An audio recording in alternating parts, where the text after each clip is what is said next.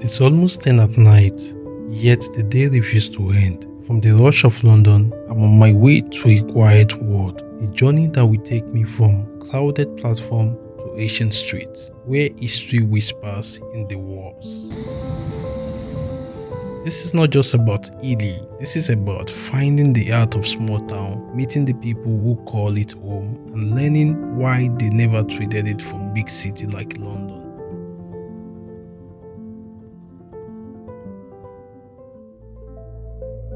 I'm traveling with Uche. Our train pulls into Cambridge North at 9:45 p.m. Most cities would be fast asleep by then, but here the sky is still wide awake. From here, an Uber will take us to Ely, a small but storied town with roots stretching back over 1,000 years. Is as I said, nearly half an hour Really? away. Yeah, Ely. But I would say if you wanna, I think see the hills? side of Cambridge. Yeah. Okay. There are a lot of colleges, Exactly. and there are lots of museums to see, and lots of history, about Cambridge. So, I think for you it would be better to come back to Cambridge City, Okay. and lots of places to visit. I think it will have more to do with schools, right? Yeah, so basically Cambridge has lots of history, and yes, there are a lot of colleges, a lot of parks, and the river that goes around the college, Okay. and things like that. So yeah, many nice pubs, restaurants. Our driver was a storyteller of his own, pointing out his favorite spots, but his idea of exploring wasn't the same as mine. He saw familiar streets, I saw the start of a new chapter. I lived in London when I was single, and I was never ever again. I mean, I'm happy, countryside, I wake up in the morning, I see like this, why on earth I want to see the wake up, and a car moving around, things like that. I think it's much better for me to do. By the time we arrived, my friend was at his work, so I let the night take over, sleeping in a new city, waiting for a story to begin.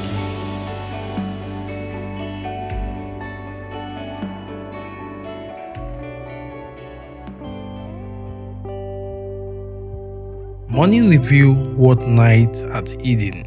Ely is calm, spacious, a place where time feels slower, but life feels fuller.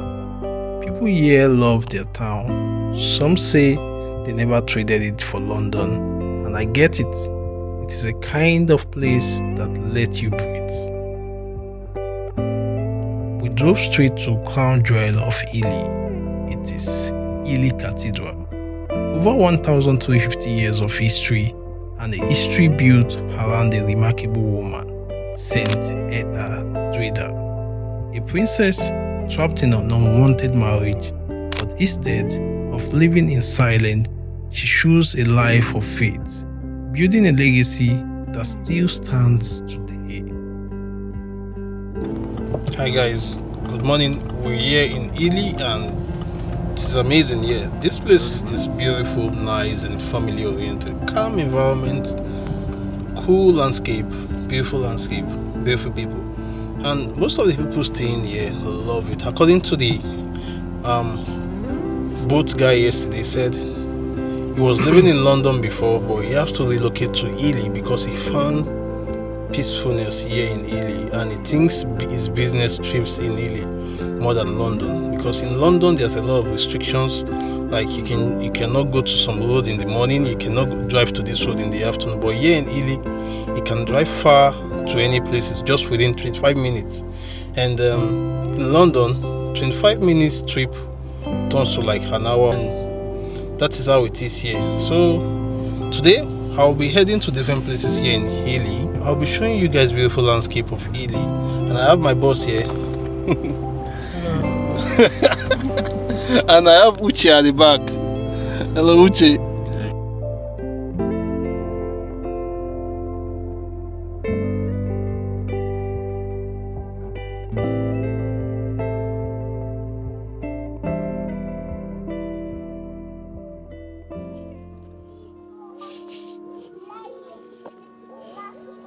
Yeah, we are here in Ely Cathedral, and there's a lot of people here. It has a cool landscape here, cool grasses and everything, and nice environment. I just feel green nature when I arrived Cambridge. Like everywhere is greenish, everywhere is calm. A lot of people from different places are here. Like, what? Nice. Everywhere is nice, yeah. Really cool. And you can see white people are here. And I don't know things about the church. The church is called Ely Cathedral. And for how long has this church been here? Like, how old do you think the church is? Probably 60, 70. 70 years? Yeah. That's not old enough, to my understanding. Yeah, I'm not sure, but I know the church is pretty old. But I don't know how old. But we can actually, we have our Google. Google is your friend. Yeah. So, the church has been visiting in Philippines. Some are 1700, 1800, like that. I think this church is older than that. It's more than. Because it's one of the 100 oldest cathedral. Yeah, and it's nice architecture. Church has a beautiful sign view. It's just like Big Ben. Big Ben's construction, Big Ben design in London. Oh my God. It has been why? 350 years. The church is 1,350 years. See, I'm even still saying 100. As I see that last year, I shocked. 1,350 years. That's crazy. And it's still looking nice today. Can you see? It's still strong. Everywhere looks beautiful. I love this. Can you ever think this church is 1,350 years? It's older than my grandfather, my father. It's really beautiful. I'm heading inside and it's nice, yeah. Wow. This is amazing. It's crazy, you know? See? Wow. Wow. This is beautiful. Wow. And wow. This is really nice and it's beautiful here. Hi. Good morning. Hello. Hello. Hi. So, can I ask a few questions about the church? Yeah, it's a YouTube video. So I'm making documentary about the church to know more about the church. So for how long has this church been going on? About 1,000 years. 1,000 years. And has it been collapsed before, like collapsed and rebuilt? No. It has never. No, it's grown over the last few years, obviously, you know, when it was first built. Okay. But it started off as it was a monastery. Oh, that's nice. Mm. And does it have a unique history? Does it have a what? A unique history. Well, yes, it does. It was founded by Etheldreda, who came down from northern Northumberland. Okay.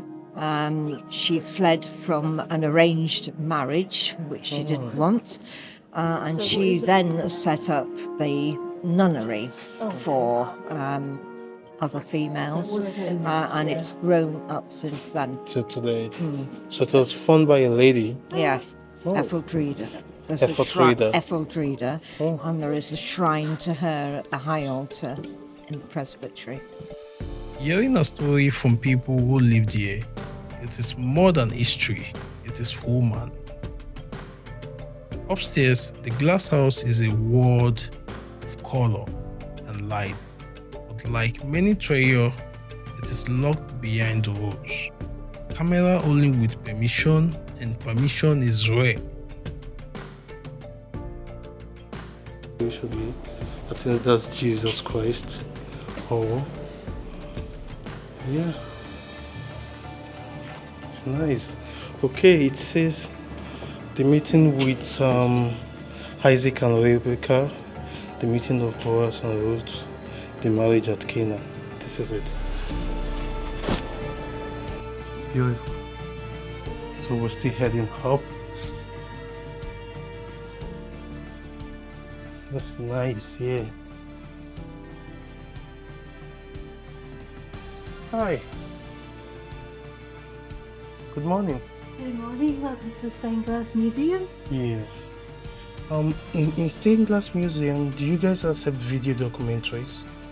We have a couple, they are on a loop.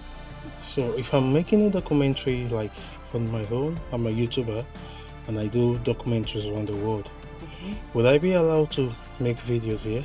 You would have to get permission from our curator to film in the gallery because not every panel on display belongs to the museum, so we would have to seek A permission, copyright. Yes.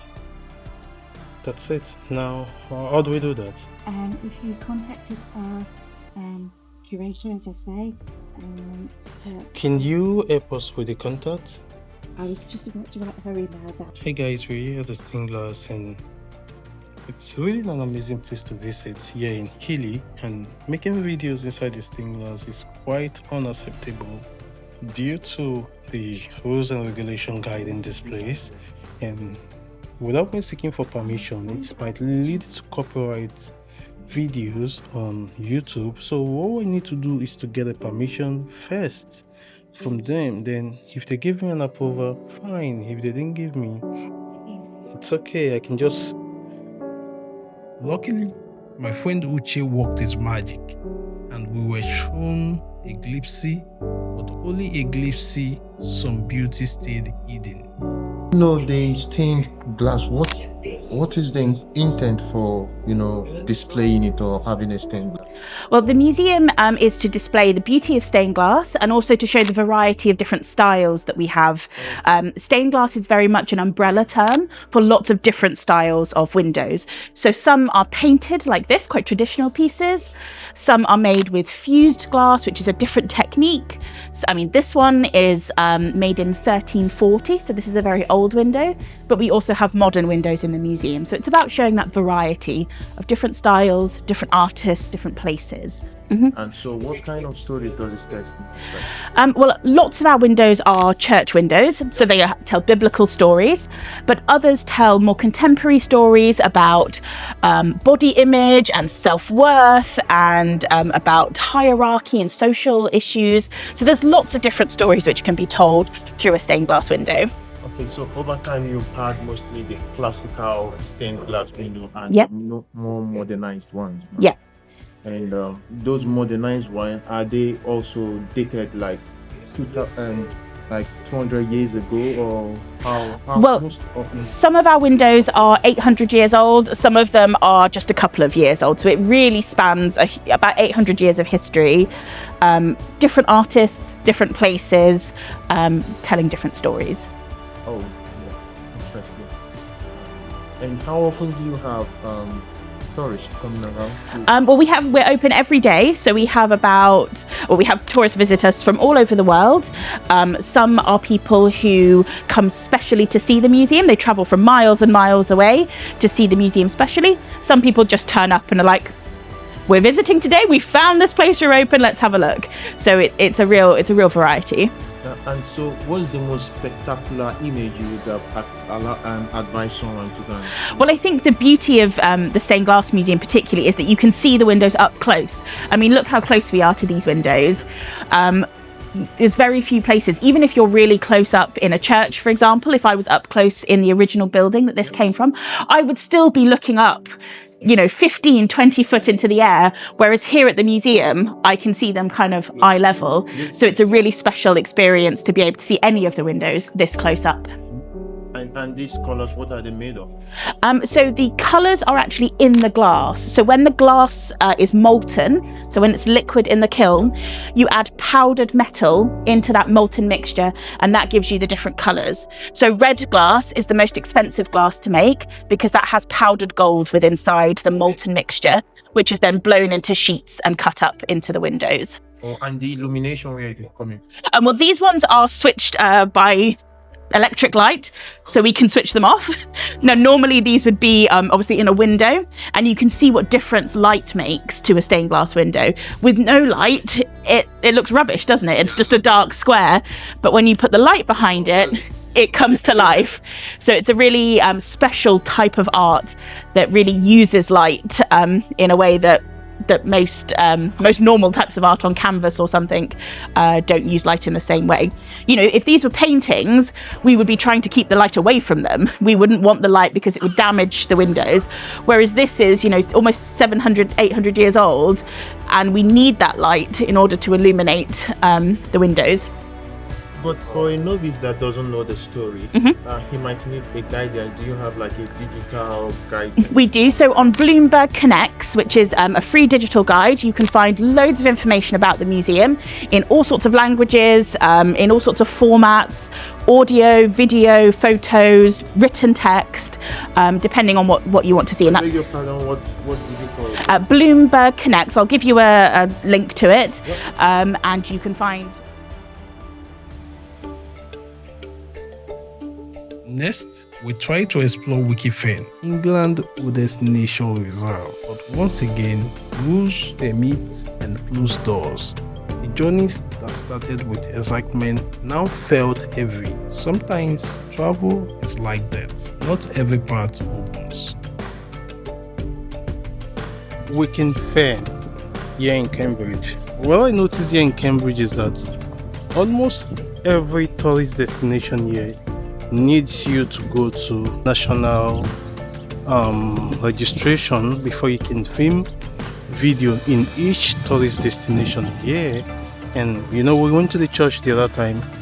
There were some pictures you can take video which are copyrighted pictures, and that's quite good and unfair to me, because one, I'm trying to promote the tourist spot here and to make everything looks nice, right? You understand? And now I come here, it's been discouragement and all, and that's quite unfair.